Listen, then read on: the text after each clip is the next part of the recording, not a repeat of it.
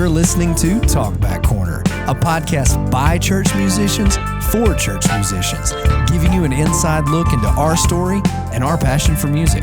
Our goal is to inspire musicians not to just play an instrument, but worship with that instrument and use their talents to further the kingdom of God.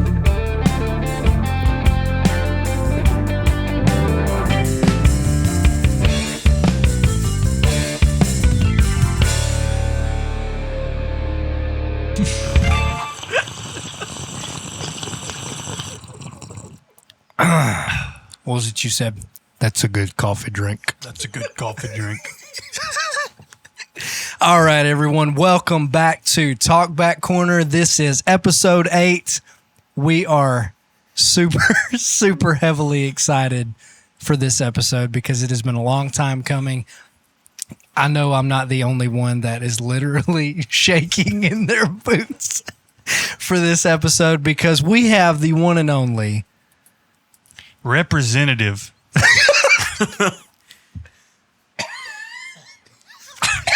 from Dogwood Canyon in Branson, Somebody Missouri, get him some salt. Caleb Melton himself. applause sound effect.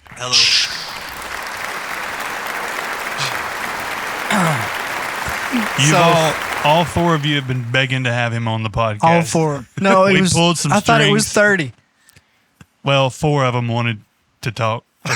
It's my mom, my dad, his wife, and some other person. Oh, okay.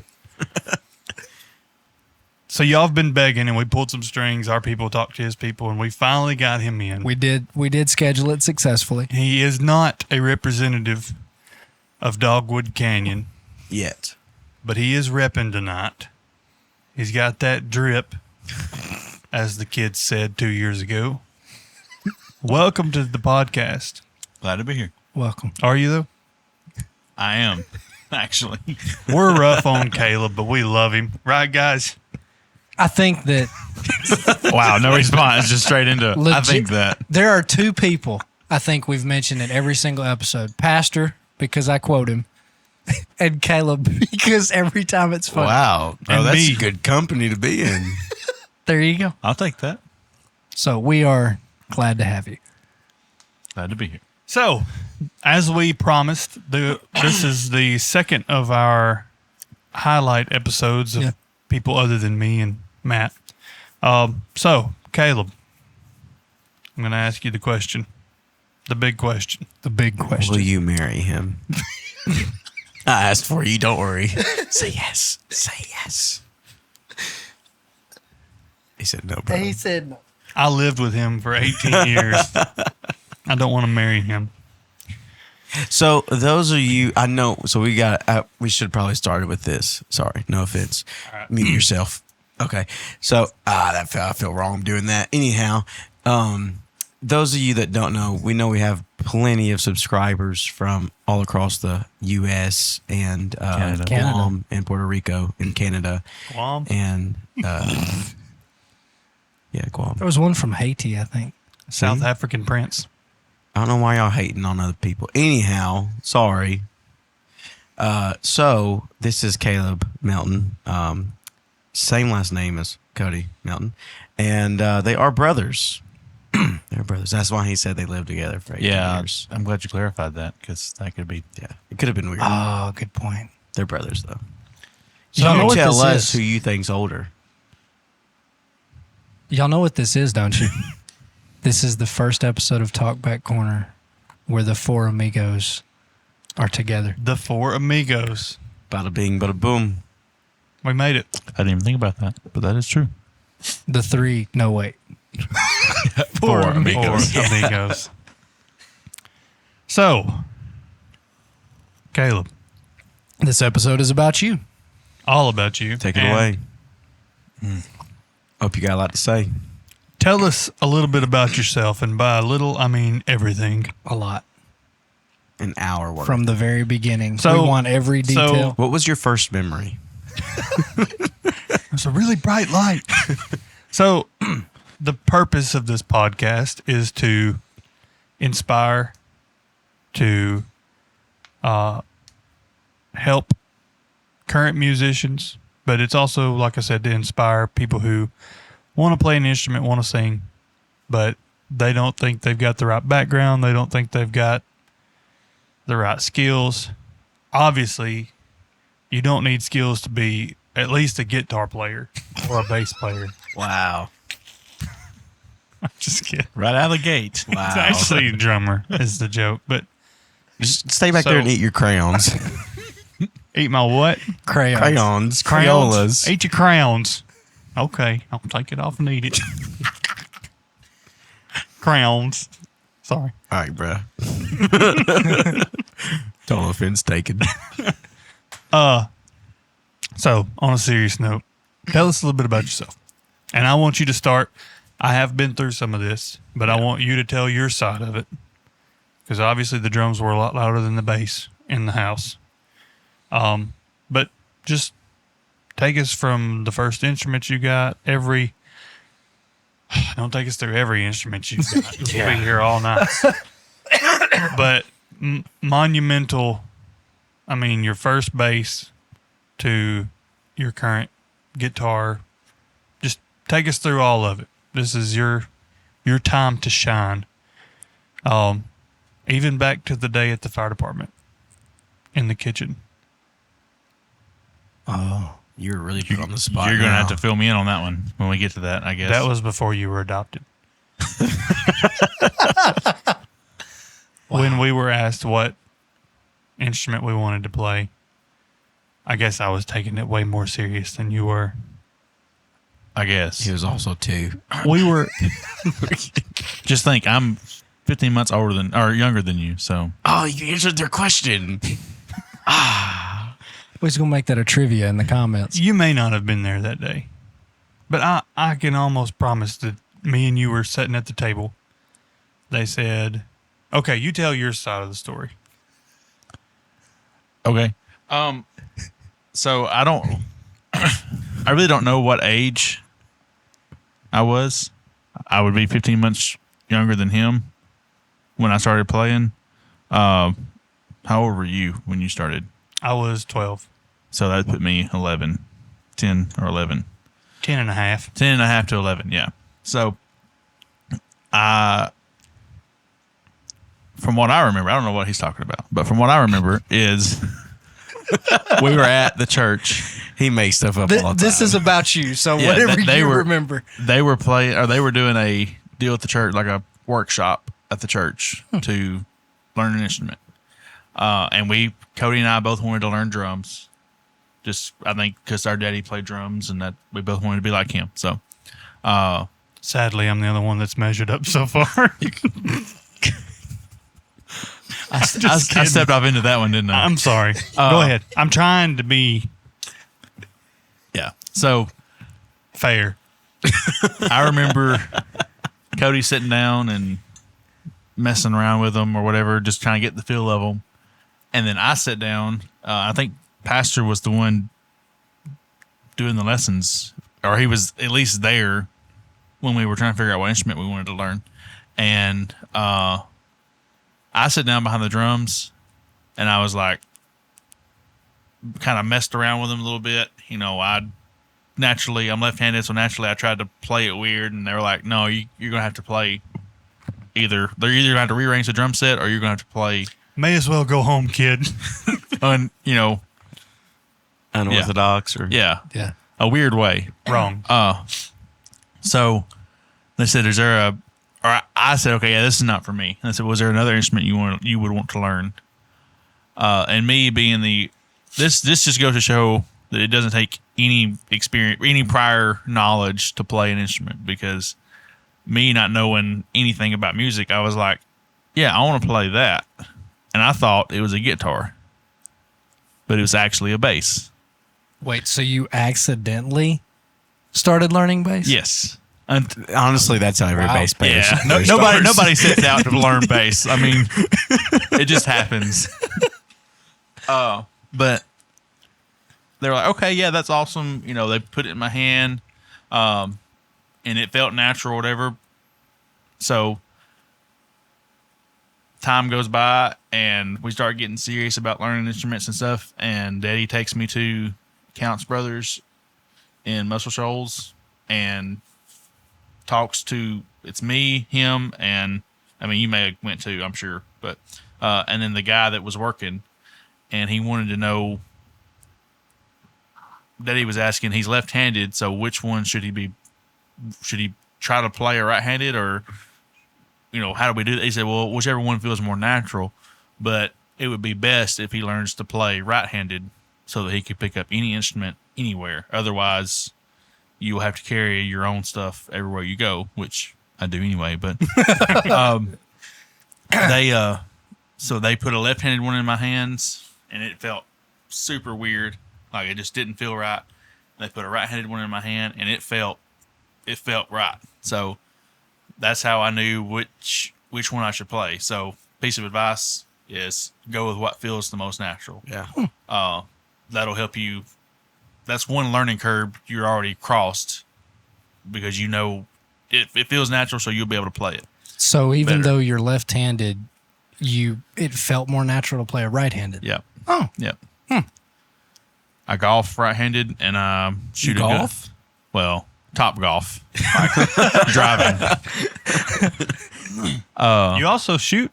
I shoot right-handed. That I started out shooting left-handed, but the empty casings kept hitting me, and it was making me mad. So I taught myself to shoot right-handed for that purpose. Let's say you're left-handed and you go to the music store. You don't care. It doesn't bother you that you've got to take your own equipment everywhere. Is it worth training yourself to learn right-handed? How much would that have crippled you if you didn't learn how to play right-handed? I think a lot, because, and Jesse can speak to this too, like finding the instrument you want left-handed. I was about to say 5%. Very hard. If 5%, if you go into a guitar store, and I think they're slightly more expensive. Yeah, to go left-handed, just because that's not a normal thing. So a lot of people will flip the strings upside down. Don't do that. It's just crazy. I mean, there's some pretty good musicians. there are some pretty good musicians. I know, but they came from third world countries. Not all of them. What?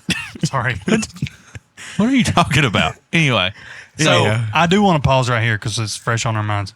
I have no recollection of the workshop. Really? He has no recollection of the fire department. I was going to say, I think the fire department may have been the equivalent of a sneeze. Okay. that was what the equivalent was. the fire department may be my equivalent of your Counts Brothers trip, because I didn't go on that trip. Okay. So my sit down at the table at the fire department was, okay, so you want to play the drums. I'm going to give you this quick little lesson on what each part is called. I just want to make sure before we buy something that this is what you want. Okay. And I guess that's kind of what happened That at makes Counts sense. Brothers. Yep. I also started out, like I said, I was 10 or 11, so pretty small kid. I started out on a short scale bass that my mom and dad give me at the same time that you got your drums. I'm pretty sure You started out on a Oh no, you're right. I forgot very about that. large My uncle had a hollow body orange color. I don't even know what the brand of it was. I don't remember what the brand possibly of it was. Ibanez. Possibly It Ibanez. had the yeah. look of an Ibanez. It looked a lot like my Ibanez Art Core, I don't know that I've but ever it's seen it. it's a It was bass like orange, like that orange. It was like a fire color orange. Like your shirt. That's yeah. red. It didn't have the Dogwood Canyon logo Wait, that's on it. red? The shirt's red. Yes, It looks orange from over here. orange in this lighting. Yeah, I'll give you it that. looks Yeah. But anyways, So you didn't start out with a brand new bass. no, I started out with that one. I forgot about that. Yeah. And it was so long. It was the neck on it was like forever down there. And for a 10-year-old, But yeah, for a that's big 10-year-old, deal, that is too. a huge deal. It's like people don't understand bass. Even now, like I pick up some basses and I'm like, gosh, that neck is Yeah. way out there. And if it's not if it's not necessarily a good name brand, because I don't want to say that and people have to like go pay $1,000 for an instrument. But if it's not a bass with like a good action where like the strings are close to the fretboard and such, you get all the way down there and then you're trying to hit one of those top strings down. That's a lot of work for a 10-year-old. So I started out on that bass, and the reason for that is my parents told me we're not going to spend the money until we know you're dedicated to it. And then once we know you're dedicated to it, there is nothing that'll financially, sky's the limit. And he's been living with that motto ever since. He still lives with our mom and dad. Definitely do not. But fast forward, parents give us our first instruments. Cody was set up in his room. I was set up in the living room. I had a little amp in my room. My dad put wheels on it. Wait, I gotta ask, how'd you get the living room and he got the bedroom? I think it's just because mine was easier to break down okay. and store away. Cody would have to just keep his drums so stored. My setup was a DVD player mounted to the drum set in between the toms, where I could watch the lesson. Your DVD player was mounted to the kit? Sorta. I mean, it was kind of laid in there. Yeah, just a couple drywall screws to the shells. He had it better because, like, that's kind of cool. Mom and Daddy walking by would just stop and stare at me and be like, let's see if he's actually learning something. At least Cody was behind closed doors. Also, I had electric drums.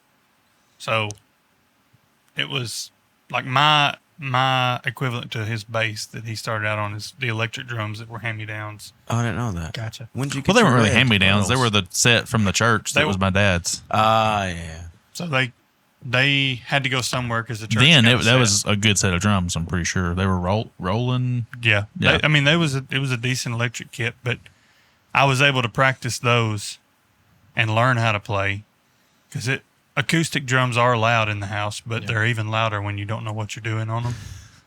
So I got to learn on the electric set. So I take that back. I started out on a small amp, just like a very small, like you could pick up with one hand kind of amp. Because once again, we're going to see the level of dedication. When your level of dedication steps up, then the instrument and your equipment steps up. And I started out on that little amp, sitting in the living room on the TV, watching. I don't even remember the name of the DVD or nothing. It was a DVD and a book. And my dad even went as far as to go in and highlight the book for me and like important points and stuff that he saw, which done no good because the stubbornness of myself, I thought I already knew it all, and I think I'm gonna tear up. That was stubborn in you, but side note for your dad, I remember when that was happening, and your dad was hitting a lot of licks on the bass. yeah, and I think that's one thing too. Honestly, I think that's one thing that inspired me or not inspired me, but motivated me. I guess that's the same thing, but he's one of those that he can sit down at something. Not necessarily an instrument, but like really anything, and figure it out. Yeah, like it's just how he is, especially when it comes to woodworking and really anything. He can just sit down, watch a YouTube video or whatever, and he can figure it out. And seeing him sit down at the bass in the living room and watch him run through the scales and all that, I was like, you know what? He's not even doing this because he wants to learn to play the bass. He's just doing this to show me. I picked up on he's just doing this to show me that even him as an adult has to go through and practice that if he wants to learn it. You know, like that was. And so I was like, you know what? I'm going to do it. Starting out, I still halfway done it because I think Cody touched on this a little bit. He would, at the end of the week, we had a calendar. And we had to check off every day that we had practiced. Nice. And we got rewarded at the end of the week if we practiced all the days. But we didn't just get rewarded because we checked the box saying we had practiced. He tested us on what we were supposed to learn that week. and we required like 30 minutes to an hour a day. I don't remember the exact timing, but and at the end of the week, on Saturday mornings or Friday nights, something like that, he would test us to see if we had retained what we were supposed to be learning that week. If we failed, we got put into the house for 2 hours. So Now, was your Matt, reward a lot? If we failed, we restarted the next week on the same topic. So that was the too. reward a lollipop? No, it the was- reward was supper that day. I'm just kidding. So, Matt, if all the students that you've ever had at least one lesson with had that same, not just discipline on their own, but same parent structure, because I know you've out of everybody here, you've taught more lessons, I would say, than all of us, and then maybe him. I haven't really done much, but at least one lesson, if the parents held them to that and the kid was willing to do it. I know you don't have like a statistic on your hand, but we would not be able to. We would have so many people in rotation that you would get like 5 weeks off between each service you play. Yeah, I think one of the, like, not just you said something about the parents doing it and the kids being willing to. There was times we weren't willing to. Yeah. But our parents made us. They said, "No, we've put this money into this. You're gonna continue that. You may hate every minute of it, but you're gonna do it." So I want to say a big push for us in this podcast is the importance of practice. I mean, we've harped on that. So what I'm hearing is it was instilled in y'all from a very young age, not just practice, but like organized practice. Yeah. And imagine that y'all got better. And responsibility to practicing. Exactly. So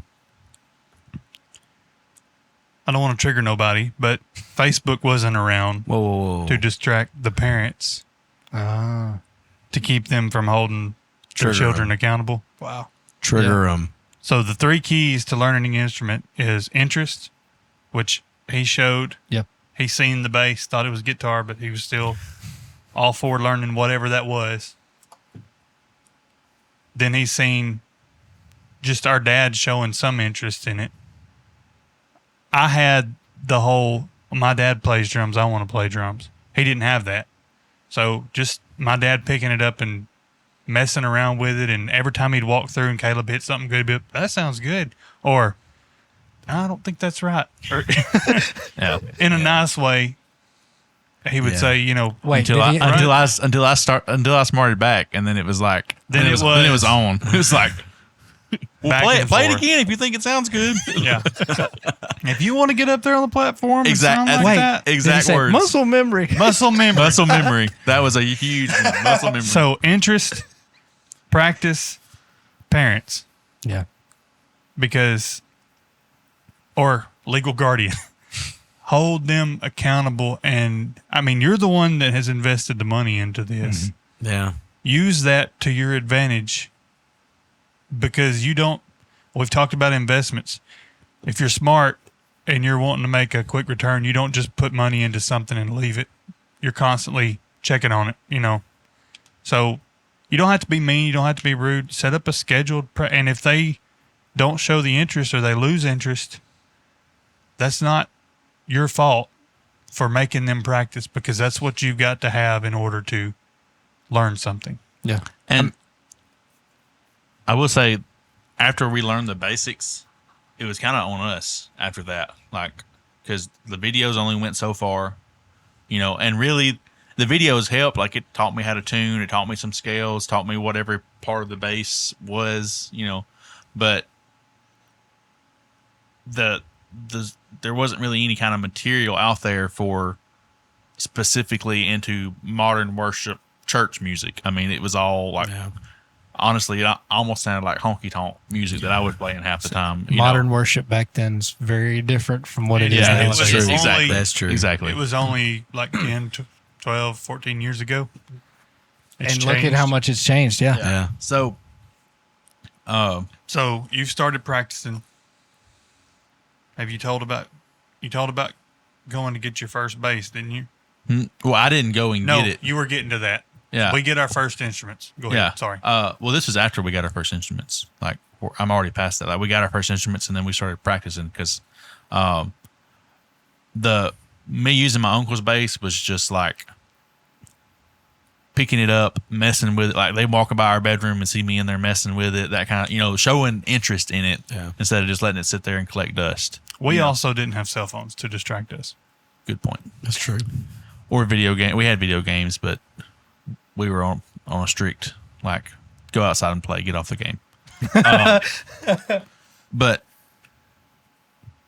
I don't remember where I was at. Oh, so we stayed on a regimen of practicing, got through the basics, and then it was pretty much on us at that point.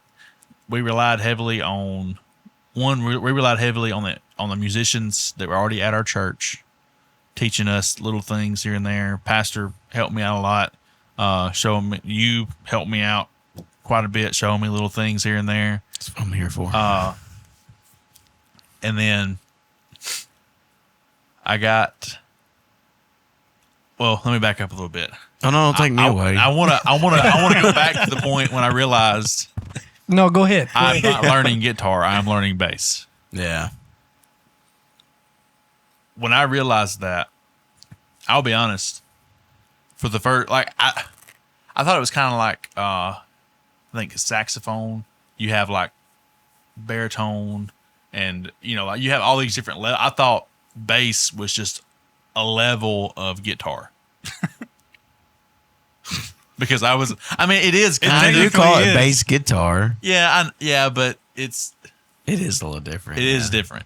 I honestly think that's an honest mistake. So Yeah. For a kid if you're coming just up, I get if it. you're looking at some side by side, We didn't As a have a kid- guitar at the church. yeah, that's another thing. We didn't That have a was guitar the only player. guitar we knew, Gotcha. basically. And There you go. I would say if you sit down, all the 10-year-olds in our church and you ask them, show me the guitar, and we didn't have a guitar on stage, they'd point to the bass in a Yeah. heartbeat. Yeah, I think even if we did have a guitar on bass, because the bass is bigger, Yeah. kids automatically are attracted to the bigger thing.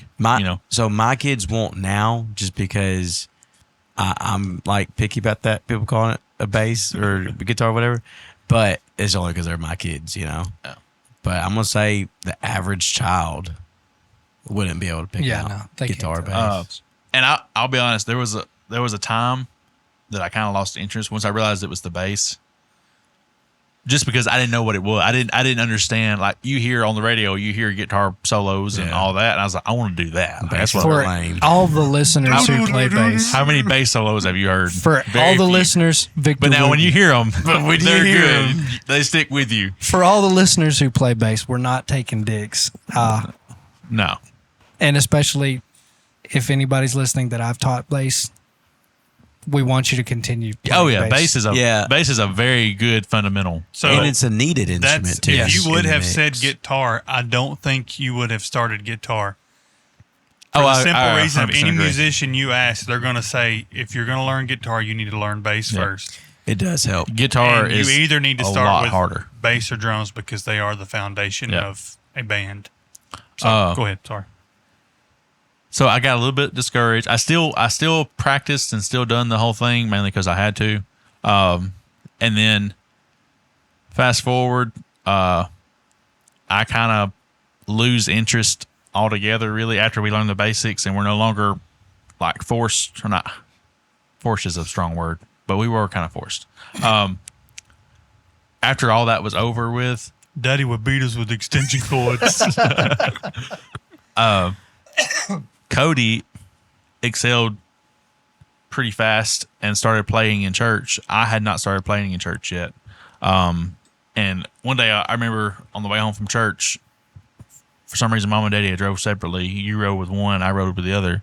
And I think I was riding back with Daddy, and you had played in that service. And I said something like, something along the lines of "it's not fair" or something. You know, I was being a kid, just jealous. Mean you know? little redhead. Yeah. I can see it. And they said, "What are you talking about?" And he's like, or I said, "Well, Cody got to play in church tonight, and I'm never gonna get to play in church." And Daddy looked at me. I mean, he was driving, so he wasn't actually looking at me, but he was like, "Son, you're right." As if you just let it sit there and collect dust, you won't ever play in church. Ouch. And that was when, and I think you may have been in the picture by then. Yeah, I should have. Because I think you were playing some. Whenever I came, he wasn't even playing yet. It was your dad. Okay. Full-time drums. Okay. So, and we had all bonded pretty well by that point. And I was, in my mind, I'm thinking, okay, Cody's playing, Jesse's playing. And here I am. Sister left Lambert, out. can I please play the bass tonight? It's not fair that Jesse and Cody you're playing. Oh my gosh. Well, so I learn, or I pick it back up and start learning again. And I'll say this to parents. That's another thing.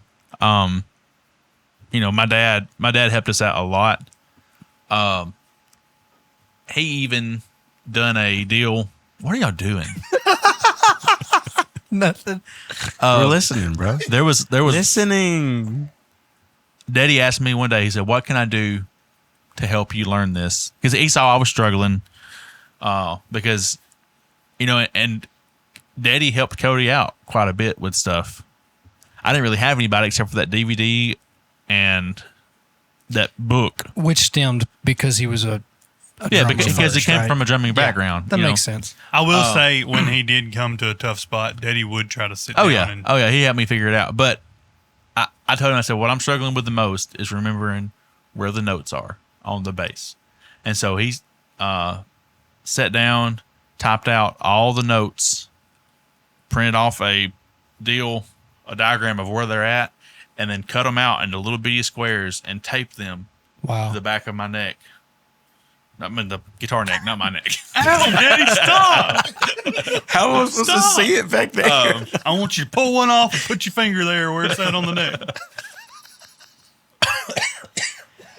And, I'm just sitting here thinking, if I know that the student has to be engaged too, But the parent. but if parents would just, I think I speak Alright, for both never of mind. us. No, like to bring it to a serious note, the level of dedication that your dad showed Yeah. to keep you interested is awesome. And it wasn't a crutch. Like, a lot of people may think, well, that all that's going to do is, well, his next bass ain't going to have that. It started out with that, and they were all individually taped. And that was my next version of practicing, is learning where those notes are. And then Daddy would come in and sit down with me and take the first string's notes off and say, now tell me where F is, tell me where G is. And then once I I played a while having those on there, and then where I got used to it, and then he took the first one off and then quizzed me on it, and if I succeeded, then I went on. I didn't need those anymore because I knew where they were at. And so I kept playing, had the next three strings, which now we've kind of transitioned to the number system, which I could have learned. That was in the lessons. I was like, I don't even know what this is. I'll never use it. And really, you would not have used it I- until... I- None yeah, of the regrets that Yes. we have. Oh yeah, 100%. I'm kidding. I'm sorry. But that was a huge thing for me to help me learn. Is because that was the biggest hurdle. Like, I mean, I remember the scale and all that, but I just couldn't remember what the notes were. Yeah. Like, I could play the scale just from muscle memory, but I couldn't remember what the notes that I was playing were. But him doing that got you back engaged. Yeah, it got me back. It's like, okay, he's helping me out. He wants me to learn this just as bad as I want to learn it. I was just getting frustrated, which is a very common thing with somebody starting out. It's so frustrating. And if it's bass or guitar, it's very painful. Your fingers are hurting so bad. Especially if your dad's beating you with extension cords. Now, I can say to give parents hope, and we pick on you, but you were very stubborn. I was. Extremely. I was. Like, I would be 30 minutes done with my practice, and Caleb would just be sitting in the living room staring at the TV, holding his bass. Like, I'm done for the day. But Daddy would be like, nope, you're going to practice for 30 minutes.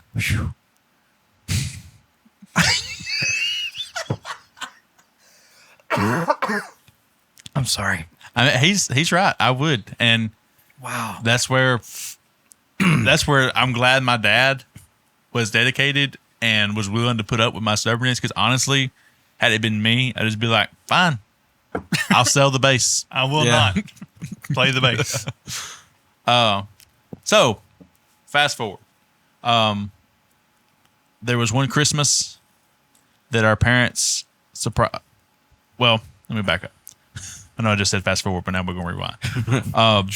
We both started excelling. I started playing on the platform. I was getting older. That little red bass, literally, it was only like I think it was 3.5 shorter foot long. scale. I mean, than it was a short. Yeah, it was tiny. I still got it. And not only the neck, but the body. Like the body was literally like that big. Like it was so small. And I kept telling Mom and Daddy, I want a new bass. I want a new bass. You know.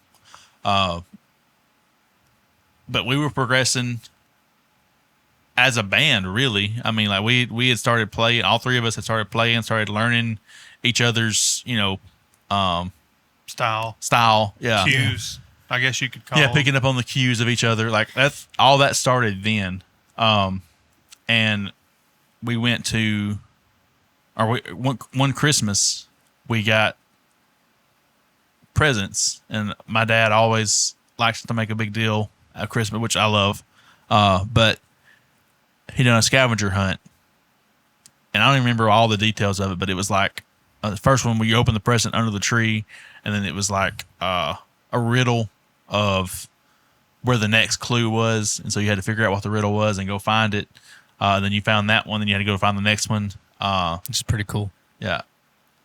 And for some reason, I don't remember where mine was. I remember yours was under the house on top of the 4-wheeler or the mower or something. Yours was in the attic or something. Yeah, possibly. I don't remember. But for some reason, I don't remember where mine was. I just remember where yours was. But they were obviously big presents. And actually, by this time, you started For my interested in 13th, piano. well, for my 13th birthday, I got an acoustic set, and that's about as far as I went on, because it was a nice drum set. Yeah. I didn't need anything else. You can't have 4 or 5 drum sets. Yeah. So I had progressed to the level of where we were as a church at that point. I was there, and I kind of stopped and started. I didn't stop drums, but I started showing interest in piano. Yeah. And so I had gotten a piano for Christmas. Gotcha. He opened a piano, and I got the PV Grind bass that I play now at church. Still. Wow. That's what I was about to say. That bass is well, first, that bass, when it's on the platform, is now the longest tenured instrument at the church. Yep. Now that we've the piano is moved the organ out. Oh, the organ. I And, forgot about the organ. That old piano's gone, we got the Roland. But also, the red pearl drum sat on the platform until, 2020, 2021? Yeah. You got that Yeah, it Mapex was set? right after COVID. No, you got the black set. and Yeah, then I you got I sold the red set, bought the black set, sold the black set, and bought the Mapex. Yeah. So, I mean, it wasn't just your parents, your dad harping on you or whatever. But, I mean, the bass that was bought years and years ago is still played nearly every service. Yep. That drum set was played nearly every service. Let me say this for all of the beginners that are learning an instrument. That wasn't cheap equipment. I don't know about the piano, but the bass I got wasn't a cheap bass. I mean, it wasn't a super expensive bass, but it wasn't a cheap bass. And that was like, yeah, it was a Christmas, but it was also like, here's the reward for all the hard work you've put in over the past couple years, and I loved it. I absolutely loved it. Played that for a while, and then Jesse started. I don't remember all the dates and exact times, but somewhere in there, you had started bringing guitar into church and playing it some. Yeah, when they finally let it come through the doors. Yeah. Wow, wow, wow, wow. Turn the guitar down. Yeah, all the elders were. The end. Yeah. The end is near. So then I was like, That's what a guitar looks like. So this is the guitar you've been telling me about. I think were we in the basement at the time when you brought guitar in? No, we were still upstairs. So we were in the basement when I started picking up on guitar and Yeah. learning it. It was your blue Ibanez guitar. Also, what you were saying, I didn't want to miss this, and we were fixing to miss it. Okay.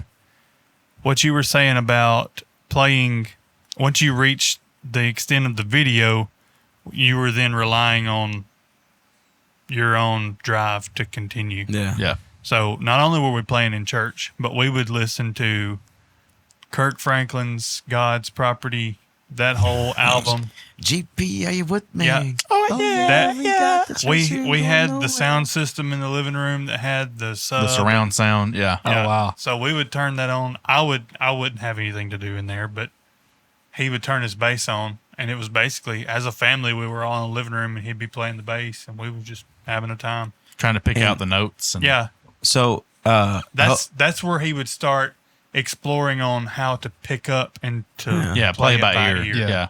And then he'd find it. Oh, that's it. That's this song is in F, and then from there he would use the scale to play the song and pick it out like that. Yep. Because It's at almost church, like using the number system. at church, I was using the we number had- system, but I didn't know it was a number system. He was using the alphabetical number system. At church, all of our songs were on paper. We had Yeah. We had I mean, I like 4 didn't- binders that were like, no joke, like that thick. and it had G, F, C, A, whatever. So Kirk Franklin, that started him on how to learn how to pick out something. Yeah. also, I think we got past this, but when we talking about your stories, like one of the main things that I think about, and I hope it doesn't embarrass you, but as I think it could be embarrassing, if you're not thinking about playing music the right way at church. But of course, when you did start playing in church, we probably was running 45, maybe 50 people, something like that. But he started by, we would have, and I hate saying main and like not main, I guess a lead bass player. Yeah, I should have mentioned this. We had, I know where you're going. someone else playing bass, and then he would be playing bass with him. And it was either me or 2 other people playing bass, or if I was on guitar, we'd have 3. We'd have 2 bass players and a guitar player, which I know doesn't make sense to have 2 bass players, but it was just me getting comfortable because Yeah. up until that, I mean, we had sung songs and stuff from children's church and that kind of thing, but up until that point, I never really had been on the platform in front of people just as the main thing For the whole service. Yeah, for the Yeah. whole service. I just get up, sing a song, and come back down. And so that done 2 things. One, it was getting me used to being in front of people for long periods of time, and 2, I was kind of watching how they played. Yeah, that's what I was about to say. Like just watching somebody, you can pick up on a lot just watching. Yeah. And that's what I would do. And then there was one night, the bass player that was playing, we got done with practice, and he's like, "All right." He said, "I was listening to you." He said, "I think you're ready to go by yourself." I was like, "What?" He said, "Yeah." He said, "I'm not playing tonight." He said, "It's Wow. gonna be you." And No pressure. Yeah. come out being nervous. And looking back, I shouldn't have been nervous because it was my first time being up there by myself. You're going to mess up. I'm 25 years old. I started when I was 10 or 11. You were not 25. I started when I was 10 or 11, and I mess up every service. Same. Yes, you do. I mean, everybody at this table does. It just so happens I'm on lead guitar, so I have like reverb or some kind of Just a bunch of distortion. delay. And so, yeah, so when you mess up, Wah, everybody wah, hears it wah. like 5 4 or 6 times. But so one thing that I admired looking back about when you started, though you were, I don't want to say not a needed piece, but you were a second bass, which most bands wouldn't say is They needed. got like 4 guitars, but Yeah. one bass. But at the same time, he wasn't just up there to look cool. Like he was, and we didn't have. We had the it was books. training. It was training. And Practice and the service was training for me. we didn't have that many books for the musicians. There was like one at piano, so he couldn't, where he was standing, couldn't always see the notes. So there was a lot of times he'd watch the bass player, he'd watch guitar player, he'd watch what he could to figure out notes. So I will say, like there might have been some times, but most of the time he wasn't up there just volume down, just trying to look cool, just trying to be proud to be playing bass on the platform. Like, so it wasn't just, well, I'm just going to get up here and I'm just going to play. I have no idea what I'm playing, but I'm just doing it so I can say that I play on the platform. Like he was legitimately wanting to know what notes were being played in the song, and if he was playing the right notes or not playing the right notes. And so that I would say would be a very good, I guess, attribute, something that you had. It's related, but not really related. It's something I should have brought up at the very beginning. When we were the age that we started learning instruments, like now we've got all kind of stuff going on at church. Then we didn't really have especially for younger people. I mean, all we really had was, we had preachers, we had singers, and we had Sunday school, and nursery, and that was pretty much it. And we knew we needed to get involved in something, and I've had parents come to me and say, "Hey, I'm concerned about my son or daughter. What did you do as a young person to help keep you grounded?" He said, they said, we've watched you and your brother grow up in this church, and y'all have just always been engaged. I've always been a part. What did you do, or what can we do to make that the reality for our children? And I said, there's two things. One, as a parent, you've got to be a parent. I'm not saying you're not. I'm just saying this is the two things that I recall. That's pretty good advice coming from someone with no somebody kids. with no kids. I have no kids. It's good advice though. Yeah. Hey, bro. You got to. I mean, you already got half of it. Yeah. Understood. I mean, you got to be the parent. Don't be their best friend. Be their parent. There's going to be times they want to go hang out with people, and you guys say, no, you're not hanging out with them. You're not going there, that kind of thing. And I said, secondly, get them involved, whether that be playing an instrument. Don't force them into playing an instrument because you want them to play an instrument, unless they show interest and then you buy the equipment. Then, yeah, you force them to play because they show the interest. They're just discouraged and they need that push. Whatever it is, if they're interested, I told them, I said, now we've got so many different departments that need people. Yeah. There's so many things they could do. It doesn't have to be an instrument. Social media, We're sound. over here begging for help in certain areas. Yeah. True. Get me off the bass. Get me off. There's all kind of areas now that somebody can get involved in. I said mine was music. And I will say me and Cody's talked about this before, and you probably told Jesse, I don't know. I think a big part of us staying in church, because we didn't really have a whole lot of people in our church that were our age or nothing. Yeah. A big part of us staying in church, and I'm not saying we done it just because you were around, but we had somebody that we could hang out with, go play music with. We had a good connection to the church other than Our parents. our parents. Yeah. Yeah. Like Because as a teenager, you reach that point where Wait a second. No, sorry, go ahead. as a teenager, you reach that point where you're like, I want other people to hang out with than my parents. Yeah. As sad as it is, you reach that point as a teenager. Everybody does. And that's where a lot of people start branching out. Yep. And that's where they mess up. And they find common interests with people who are not in the church. Well, music was something we could do in church, and we had a common interest. We had a goal of be the best we can be. And thinking about it, I think if you look back at our youth group in Old Sanctuary, and I hate this as a statistic, but people have not made some of the best decisions and such. But if you think about it, everyone that is still in church was either a musician or a singer. Mm-hmm. I thought about that before. Yep. And like I said, there wasn't much else to be involved in at the time. So I mean, that just goes to show getting involved, which that way that's a real statistic anyway. Best way to stay in church is to get involved in the church. Yeah. Preach, brother. Go ahead. But anyway, back to my story. I transitioned, or you're done. The microphone said no. Microphone. When he said that he transitioned. The microphone said, "Wait a minute." Okay. I'm transitioning out of you.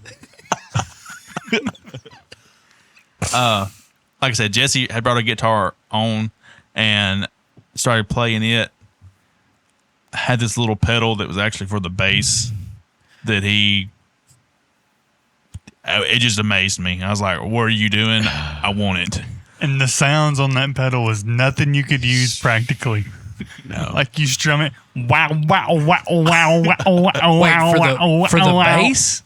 Not for the guitar? It was for a the pedal. bass? It was a pedal that was for the bass, I'm pretty sure. Yeah. But it has some like heavy distortion and Very heavy. then It was the Line 6 pod, wasn't it? No, no, that that's was a later guitar on. one. This was a Boss. No, it was a Digitech. It was a Digitech And it was about that big. bass pedal. Yeah. Yes. It was gray and had like an orange Yes. screen. Yeah. Yes. Yeah. I was thinking of the. Yeah. So I started being at the church when Jesse wasn't there and picking up his guitar and playing it. Now, how old were you at this time? Probably 13, Yeah. or 14, something like that. Okay. So you had only 3 or 4 years under your belt at this Of point. bass. Okay. Yeah. And like I said, a lot of the stuff translates Yeah. from bass to guitar. Yeah. So I was like, you know what? This is something I could learn next that would be fairly easy. And honestly, I don't mean this in a bragging way because I'm not that great of a bass player, but I was getting bored with bass, as everyone does. Sure. Well, and. Okay, back then, bass was not cool. It's still not cool, Cody. Actually, some of the older stuff was more fun to play on bass. It is. It is. Is Like you- when we play like boom, when we play like I Fly Away and stuff like that at church. Yeah. That is the best bass playing That's there fun. is. But if you're wanting to do the fancy stuff, the new music definitely gives you that opportunity with the bass. The older stuff does more. How But often do you play bass? but So Stay in your lane, bro. To be fair, he's talking like new apostolic, not this Bethel worship, Right. whatever. That I agree is just Yeah. Probably new apostolic If you artists play do it like a little they more play it, bass. If you listen to the bass on the album and you're trying to mimic that, Yeah. you better have them fingers stretched and Now, ready to go. I will say, music in general has kind of progressed. Like the fact, like guitar solos and songs, not really happening when Yeah. we first started playing. You know, some of the runs not that in we do. not in Christian music. Yeah, not in Christian music, but some of the runs that we do that are not just a guitar bass, but like the entire band does together, which is not anything that we're doing, necessarily like special. It's something that's written into the song, and we're playing it like the recording does. Yeah, I mean it's good and it sounds wonderful, but honestly, 12 years ago, we're like, slow down now. Whoa. What are you doing? Whoa. Let's just do a hard Yeah. transition into the chorus there. Just give me a For instance, praise 4 over 5 coming out of the bridge. Da da da da da da da da.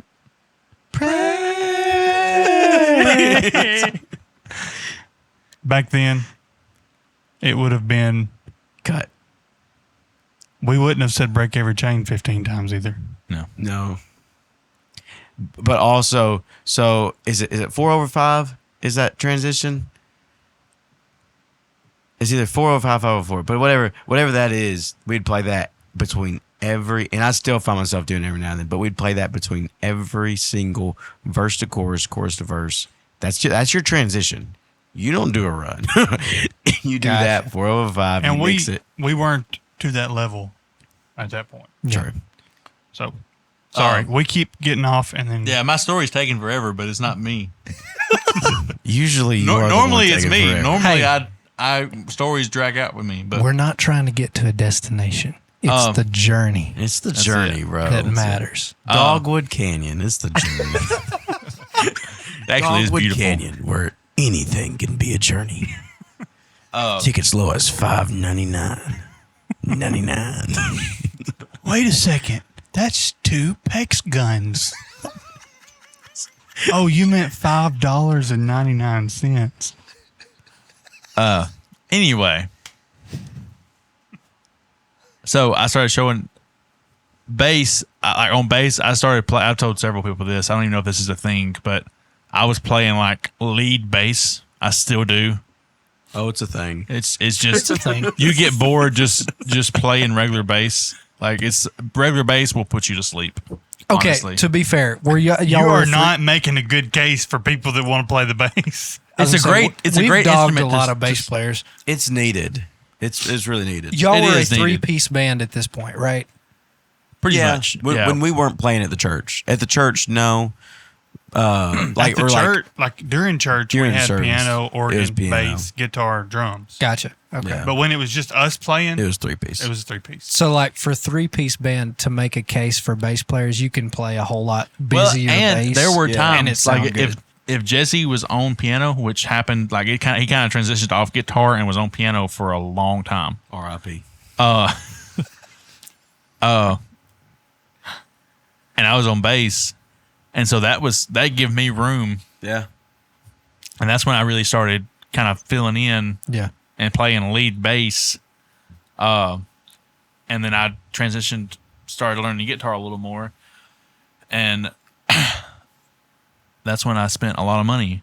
And that's when my problem began. Yeah, that's when the story really So starts. I want you to tell about youth rallies, playing youth rallies and stuff, how all that started. Because you played bass at youth rallies a lot. Yes. I played at like every youth rally from the time I was like old enough, like 14, 15. Jesse usually drove me True. Had to have a chauffeur. until I got married. I mean, I was pretty much the bass player. Wait, or he the was still guitar. driving you right before No, you Jesse got wasn't married? driving me. After I Yeah. got a license, I drove myself. Or we all three rode together. But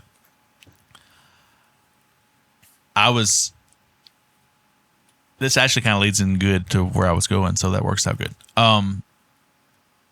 I was asked to play, obviously if somebody asked me when I first started out, when somebody asked me, I would ask them, okay, did you clear this through my pastor first?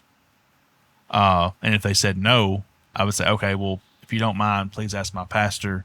And if he says I can, then I would be glad to.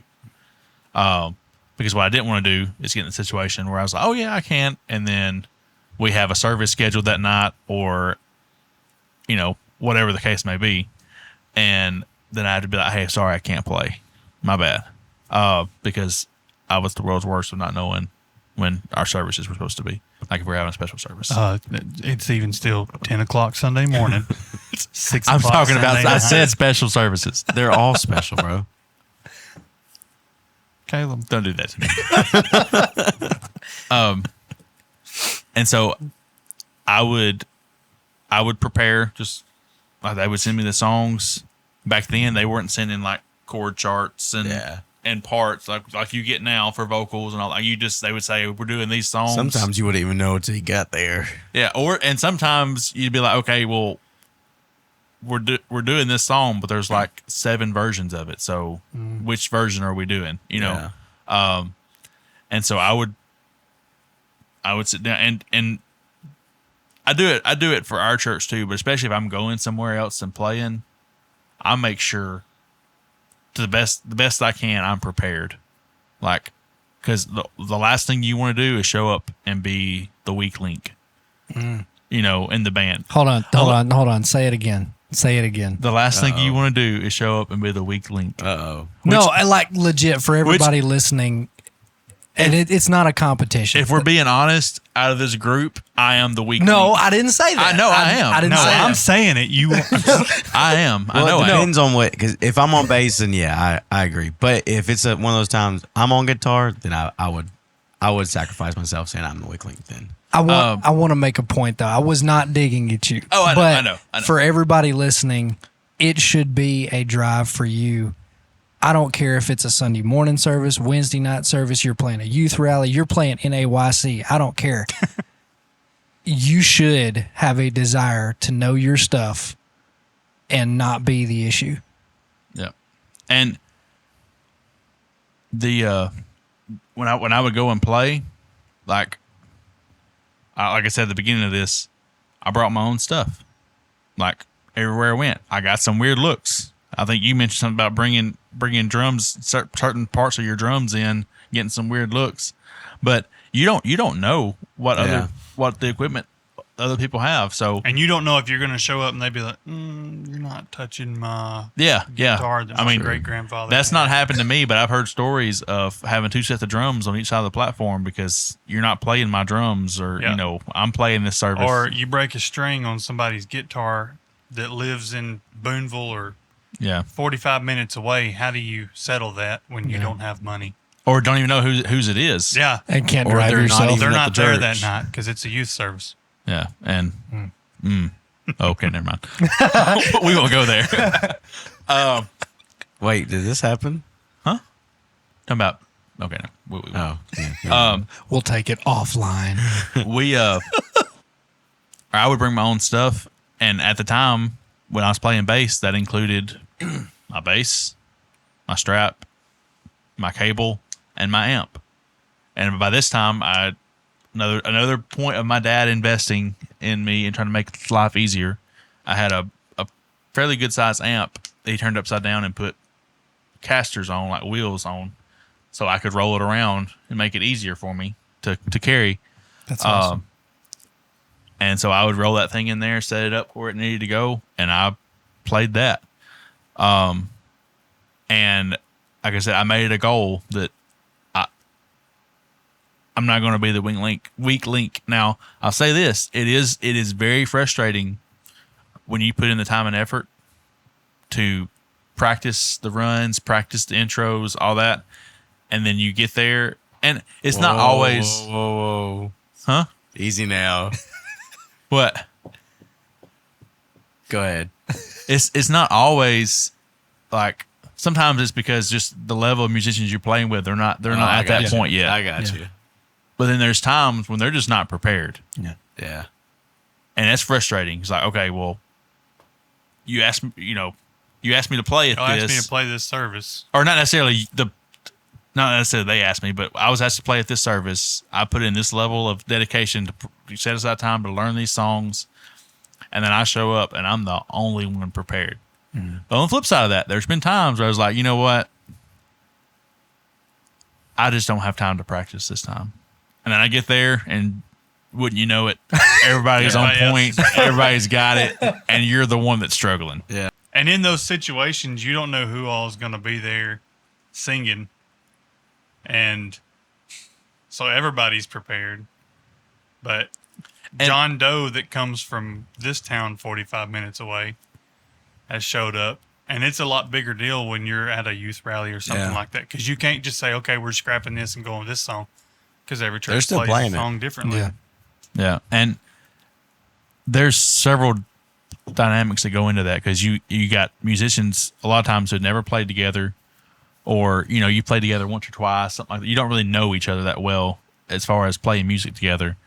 And then there's also, where you're going.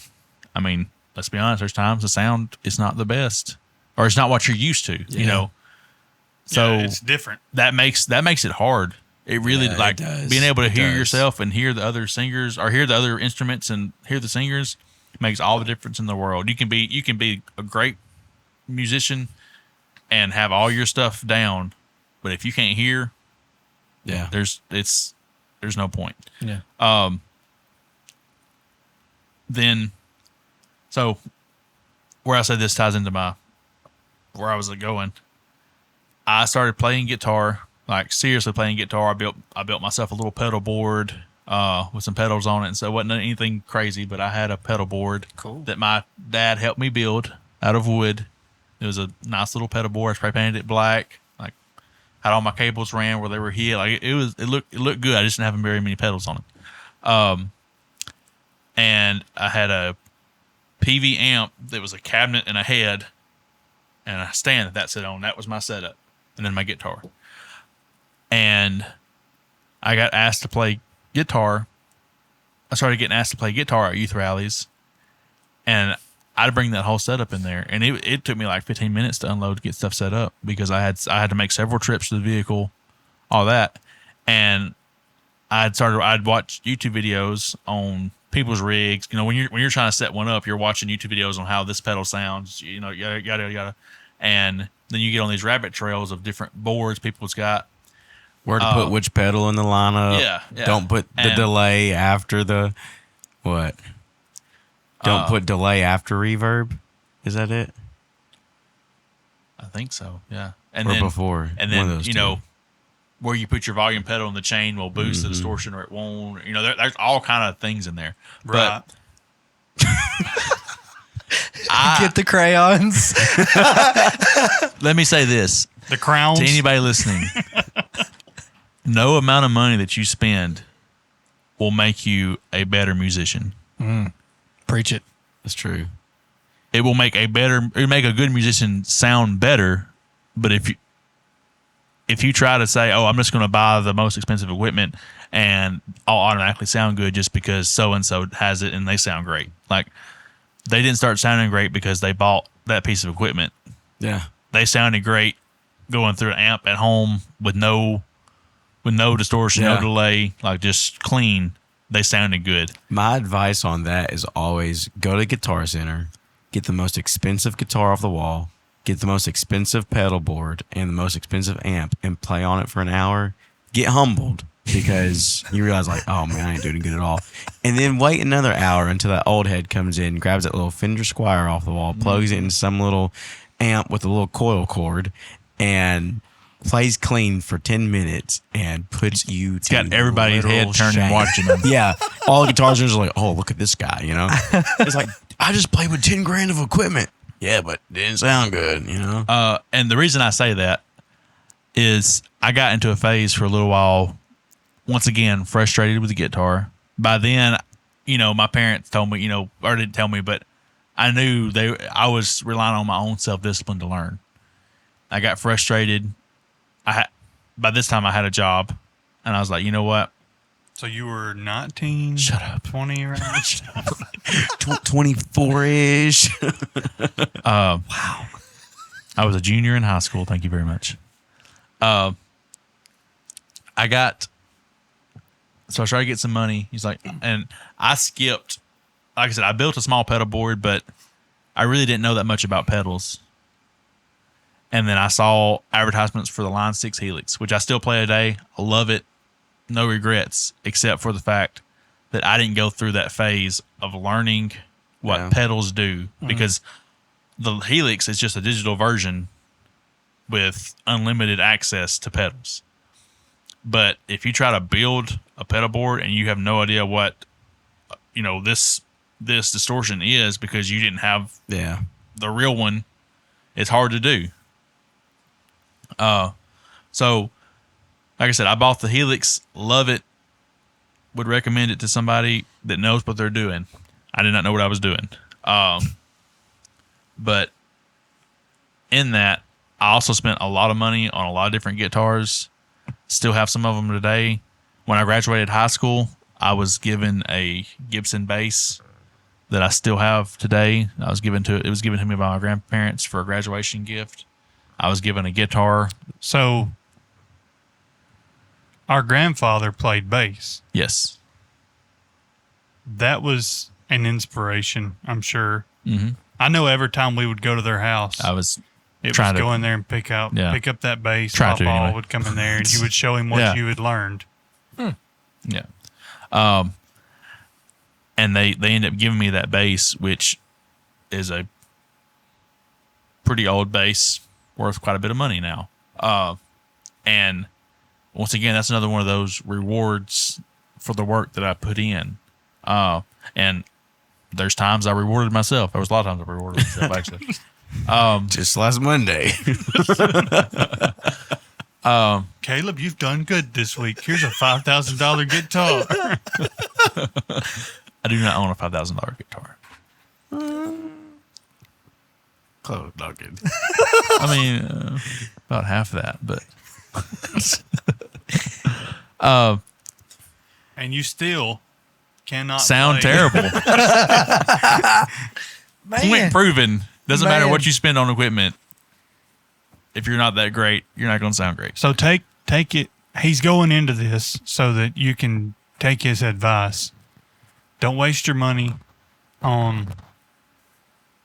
You've had what, 20-something different guitars? Probably more than that. And I have stress. 13 right now. So I mean, he'll be like, I'll call him. Hey, what are you doing? I'm actually headed to Baltimore, Maryland. Why are you going? Guy's got a guitar. He's selling it. They're normally $400. He's selling it for $350. Okay, but he's gonna that trade never me. happened. I'm gonna trade him my guitar that I paid $250 for, and then I'm gonna give him $350 cash. That never happened. I have always came out on top on my deals. I'm exaggerating, but One guitar you could have back. Which one? But all of that was because he was searching for that sound that you don't get unless you know how to play the guitar. Probably that green PRS. Green PRS, Zach Myers. Yep, Zach Myers. Yes. Yep. That was what? Sorry. He said one guitar you wish you had back. Oh, the one with the eagles in the fretboard? Well, his The birds. The ones I have now has eagles. Bro, you don't, come on, man. I'm sorry. I mean, we know like DW and Pearl and Oh, do you? Apex and all that. Yeah, well, a little bit. Cody, you if it know? makes you feel better, I'm just over here like, D9000. Is, Okay, if is you see Mapex the birds- one with the little tuning keys on top? that's the equivalent of what you just asked me. He does have a point. Sorry. My apologies. I deserved it. Pour it on me. so since we're on a funny note, can you recall the worst mess up you've ever had? Last Sunday? The funniest mess up you've ever had in a service? Yeah. It was. I mean, I can't name the specific song we were playing and all that, but I actually recorded the service and sent it to y'all and said this is humbling or something because like it was. Oh, wait, I remember Oh, that. yeah, I remember that. It was bad. It was so. It was like I a. wonder if we can find it. It was a really soft part, and Caleb's killing it, and then there was that one note But see, that's the worst that part. had like 7 delays after it. Yeah. I'm going to be honest. I remember that. I don't know. So it's either drums, maybe it's drums, because drums is hard. Because once you mess up, and I know this because I mess up every time I'm on drums, but once you mess up on drums, you got to find the entrance back. Yeah. And so maybe, okay, so I would say the two most notable mistaked instruments is guitar and drums. Like if you make a mistake on those, people know. It's a lot harder to just brush it off as if it never happened. Yeah. Bass is the easiest. I mean, there are no wrong notes on bass. Bass blends a lot better in a mix than guitar and drums. Well, the whole point is to stick out. Are y'all looking up that video? Trying to. Okay. So, Caleb, while Cody's looking up that video Okay. to bring it to a serious note and then back to an unserious because we're going to play that video. When was the first moment you realized that music was a major calling on your life?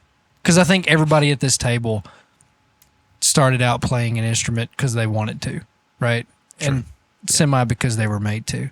But at a certain point, you realize, okay, this is where God has placed me and I'm going to take it serious. I would say, like I touched on before,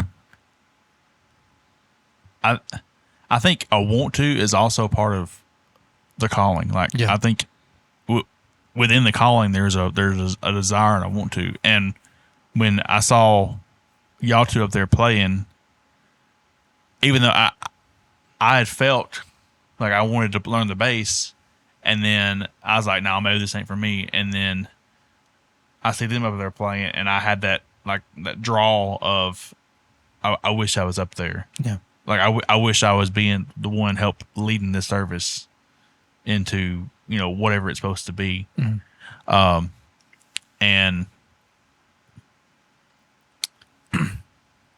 I mean, really, it just always has felt right. Now, I think going back to when I first started, like I said, there was times that it was frustrating, and I think everybody gets frustrated with their callings. Like, when is it going to be like, like this level? Like, when am I going to be? Because everybody, whether they want to or not, tries to, they start comparing themselves, whether they realize it or not. They compare themselves to other people. And you see guitar players at different services or conferences or whatever, and you're like, man, I wish that was me. I wish I could do that. When am I going to get to that level? Same thing with preachers. I'm sure they see a preacher preaching in AYC or a big conference, and it's like, when is that going to be me? Yeah. But ultimately, it's just learning not to do that. Like, be satisfied with where you're at within your calling at that time, because we don't know the timing of God. Say I was able to play like that guitar player, I could get a offer from some big band somewhere, and I'd be like, you know what, that's a lot of money. I might do that, because I wasn't in the right season of I wasn't mature enough in the spirit to say, no, I'm not doing that. Like, I'm doing this for God. Yeah. And let me touch on that right quick. I think Cody touched on that before, but that was a big part. I think we've touched on it every episode, but continue. Okay. That was a big part of us learning an instrument, as our parents told us, we will support you 100% as long as you use it to glorify God in church. So the minute, so we're going to pray that, you're anointed with it. We're going to pray that you excel with it, and just be a great musician. But we also are going to pray the moment you lose using it for God, and you try to use it for the world, or, to make money in the world and stuff, we pray it goes away. Like, it just, you forget, you pick it up and be like, I don't even know how to hold this thing. Mm. And I know Cody touched on it before. Like I have had times where I just sit there and think about that, like walking up on a platform somewhere in the world, picking up my instrument and not having a clue what to do. Yeah. I mean, how scary that would be. And it could happen. I firmly believe 100% it could happen if I tried, Something else on playing. A lot of young musicians would look at playing the sectional youth rallies as like, you have made it, or playing at the camps, but I can honestly say, being there and having played there at those before, I don't remember feeling, oh, I've made it. Yeah. Like we talked about, it was another service that we were there to glorify God and set an atmosphere of worship. It's good to have those goals and want that, but at the same time, don't learn an instrument to be up there. Yeah. Don't start singing to one day sing there. Yeah. Getting emotional. Well, I think that it's a battle every musician has of comparing yourself, but like anything else, anything else in your walk with God, you've got to learn how to lay your flesh on the altar. Yeah. So you've got to learn how to put your pride aside, and that's no different than anything else. This is just, I guess you would say, a musician's lot in it. All right, Caleb, last question. I would like to play the didgeridoo. Since we're struggling to find the video, worst case, I will find it and plug it in at the end of this video. There we go. Last That's your question. motivation to watch till the end. It should be under your screen recorded stuff, shouldn't it? Unless I've deleted it. Surely you did. Why would you delete something like that? Once you hear this, you'll understand the answer to that question. So you That's ready? not something you keep on your phone. All right, I'm ready. last question. unless these guys have more. But if you had some words of life, words for life you wanted to give Words of wisdom. all 30 people that are listening to this podcast, what would it be? Learn guitar and buy as many guitars as you can. That's for That's financial your words failure. for life. Hey, it's worked for me. No, I would say whether it's learning an instrument or singing or being involved in music at all, find something that you're passionate about and chase after it and give it your all. Like, don't just say, okay, I'm gonna do media or I'm gonna do sound. I'm offended. No, You didn't stop there. you're gonna like this. So you're gonna love this. Actually, Okay. don't just say I'm gonna do sound and you just be present. I mean, Gotcha. like, or play an instrument. Like I'm gonna play bass, but I'm just kind of up here to fill this spot till the band looks full, and I'm just the bass player, so I'm I gonna do really the bare minimum. don't have to prepare because Yeah. I'm just the bass player.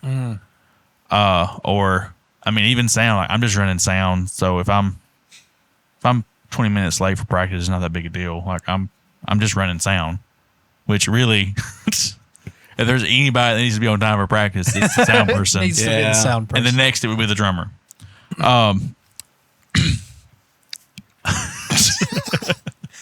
That's good though. That's good. But I mean, more than just showing up late or whatever, like research it. Like me, I'm super into guitars. I'm super into like CNC work. And I watch videos on that stuff all the time. Like instead of watching some movie or something that really is just going to kill brain cells, spend that time learning something, like using that space. Like I used to watch just like, I love Andy Griffith. So I'd watch Andy Griffith episodes that I've seen 100 times that I could literally quote the entire show probably. And then I was like, one day I was like, you know what?